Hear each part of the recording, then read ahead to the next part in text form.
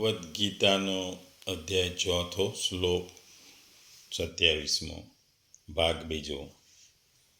ટૂંકમાં આ શ્લોકમાં ભગવાન કહે છે કે જે રીતે દીવો તેલથી સળગે છે તેવી જ રીતે આત્મ સંયમ રૂપી યોગનો અગ્નિ જ્ઞાનથી પ્રગટે છે। જ્યારે યોગી બ્રહ્મ ઉપર ધ્યાન સ્થિર કરે છે ત્યારે ઇન્દ્રિયો અને પ્રાણે કાર્ય કરતા બંધ પડે છે અને ઇન્દ્રિયો અને પ્રાણ તેમના મૂળમાં વિલીન થાય છે। ટૂંકમાં ભગવાન કહે છે કે અત્યાર સુધી ભગવાને જે યજ્ઞની ચર્ચાઓ કરી તેમાં ક્રમશઃ દેવી સંપદની કમાણી કરવામાં આવે છે। ઇન્દ્રિયોને સંપૂર્ણ ચેષ્ટાઓને સંયત કરવામાં આવે છે। બળપૂર્વક વિષયો તેજક શબ્દાદિ સાધક સામે આવતા તેમનો આશય ભાવ બદલી તેમાંથી બચી શકાય છે। આથી ઉન્નત અવસ્થા થવાથી બીજા યોગીજનો સંપૂર્ણ ઇન્દ્રિયોને ચેષ્ટા તથા પ્રાણના વ્યાપારને સાક્ષાત્કાર સહિત જ્ઞાનથી પ્રકાશિત પરમ પ્રાપ્તિ સ્થિતિરૂપી યોગાગ્નિમાં હવન કરે છે।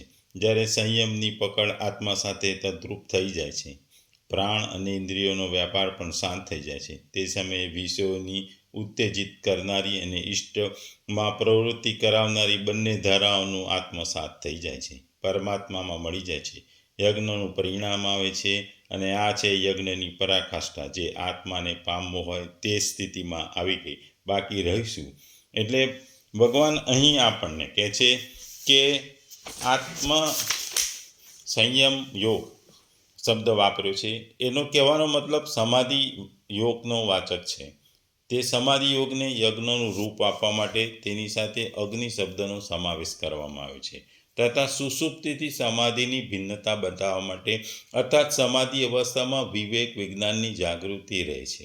શૂન્યતાનું નામ સમાધિ નથી, આ ભાવ વ્યક્ત કરવા માટે અને યજ્ઞના રૂપકમાં તે સમાધિ યોગને પ્રજ્વલિત અગ્નિથી જેમ જ્ઞાનથી પ્રકાશિત બતાવવા માટે આ જ્ઞાનોદીપતે વિશેષણનો પ્રયોગ થયો છે।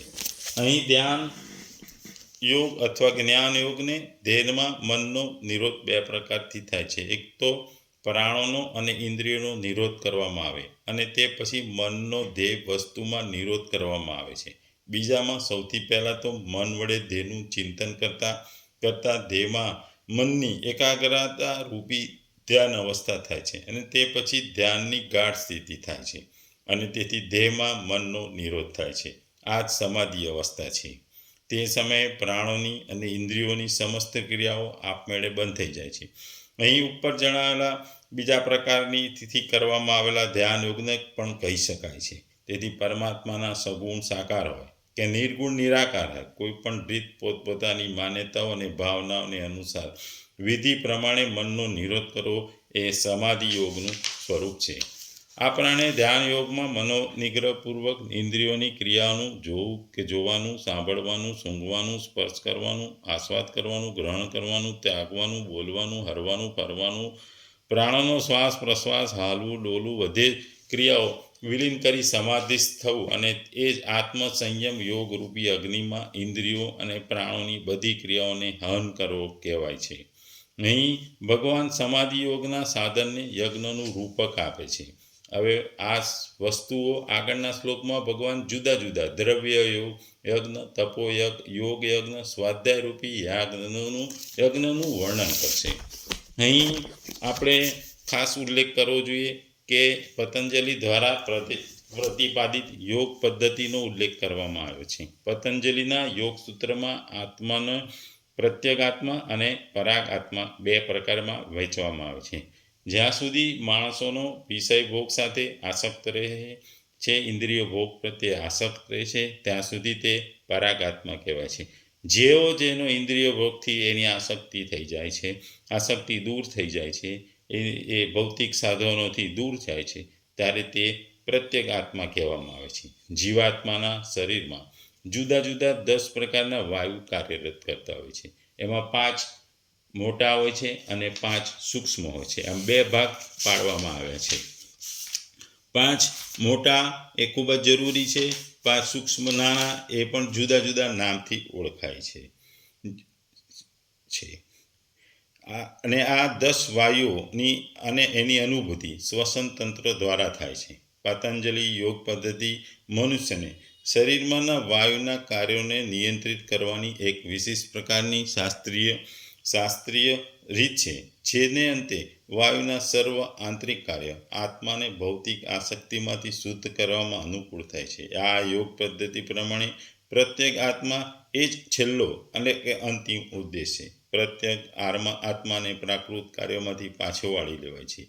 ઇન્દ્રિયો અને ઇન્દ્રિય વિષયો સાથે આંતરિક ક્રિયા કરે છે, એટલે કે કાન સાંભળવા માટે, આંખો જોવા માટે, નાક સૂંઘવા માટે, કે જીભ સ્વાદ લેવા માટે અને હાથ સ્પર્શ કરવા માટે કાર્ય કરે છે. અને આ સર્વ ઇન્દ્રિયો એ જ રીતે આત્માથી બાહ્ય એવા કાર્યોમાં પરોવાયેલી રહે છે. એ જ પ્રમાણે પ્રાણવાયુનું કાર્ય કહેવાય છે. અપાનવાયુ નીચેની તરફ જાય છે, વ્યાનવાયુ આકુંચન અને પ્રસારણ કરે છે, સમાનવાયુ સંતુલન કરે છે, ઉદાનવાયુ ઉપરની બાજુ જાય છે. મનુષ્ય જ્યારે પ્રબુદ્ધ થઈ જાય છે ત્યારે સર્વ વાયુઓ એને આત્મ સાક્ષાત્કારની શોધમાં પરોવી દે છે. જેમ આગળ કીધું કે 10 જાતના વાયુઓ શરીરમાં કાર્યરત છે.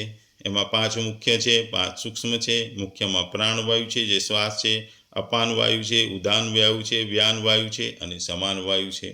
આ 5 મુખ્ય છે, જે કંટ્રોલ કરે છે સિસ્ટમોને. બીજા 5 સૂક્ષ્મ છે, જે નાગવાયુ છે, કુકરવા વાયુ છે, કર્મવાયુ છે, દેવદત્ત વાયુ છે અને ધનંજય વાયુ છે. આ બીજા 5 સૂક્ષ્મ છે, જે ઓછા મહત્ત્વના છે. 5 મોટા જે મૂળ મહત્ત્વના છે અને આ 5 સૂક્ષ્મ, એમ ટોટલ 10 વાયુઓ આ શ્વસનની ક્રિયા છે અને શ્વસનની ક્રિયા દ્વારા શરીરને કંટ્રોલમાં કરે છે.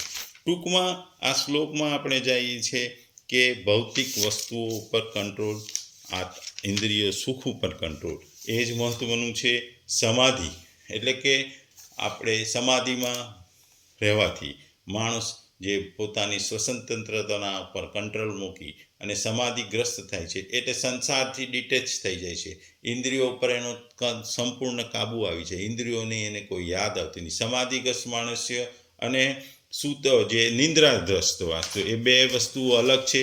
નિંદ્રામાં માણસની શ્વાસની ગતિઓ ચાલતી હોય છે, જ્યારે સમાધિમાં માણસની ગતિ, શ્વાસની ગતિ ધીરે ધીમે મંદ પડી જાય છે અને ઘણી વખત બંધ પડી જાય છે.